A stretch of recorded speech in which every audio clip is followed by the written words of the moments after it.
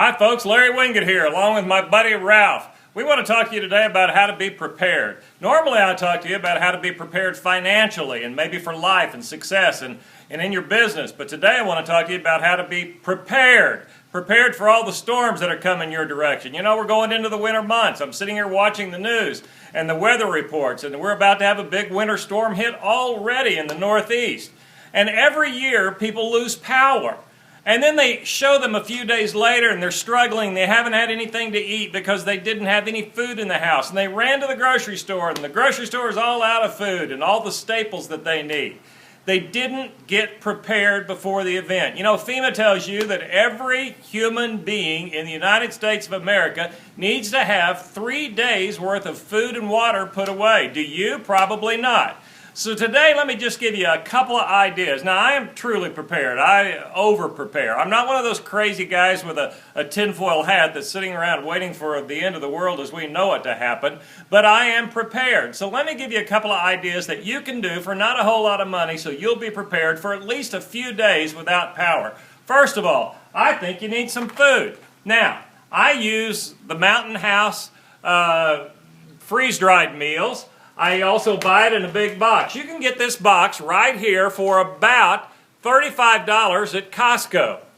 Now, $35 is not much money, and these things will keep for 10 or 15 years. And so you need to get a box of these or prepare in some way. I also buy them in the big number 10 cans. Now, the number 10 cans, you can get any number of things. This is a chili mac with beef. These are some whole eggs, make great scrambled eggs. If you have kids at home, you might want to get some dry milk. And people go, "Ooh, that tastes like crap." You know, it tastes a whole lot better than nothing. And so all you need for any of these things is some water, some hot water, and this makes really a hell of a meal.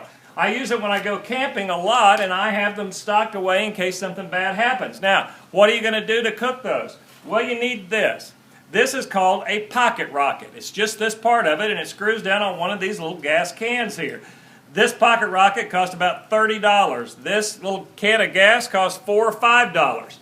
You need several of these cans of gas.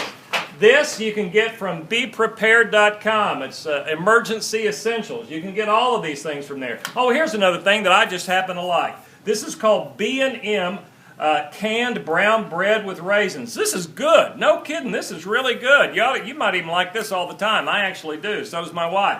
And we eat a lot of these.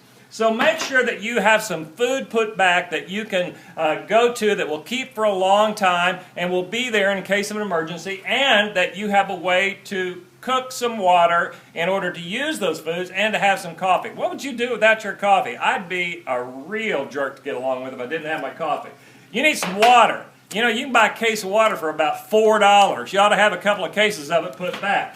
Next.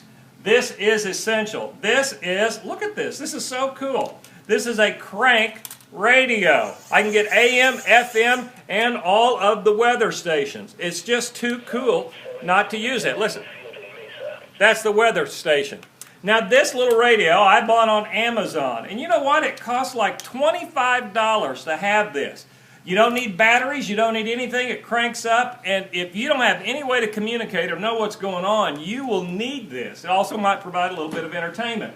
You'll need a lantern, which means that you're probably going to need a lot of batteries, and I mean a lot of batteries, every kind. C's, D's, double A's, triple A's, get a bunch of them and put them back. I also have a bunch of these. These are little bright sticks. You know these little green sticks that you break and they glow? They're great to walk around in a dark house with if you don't have any lights.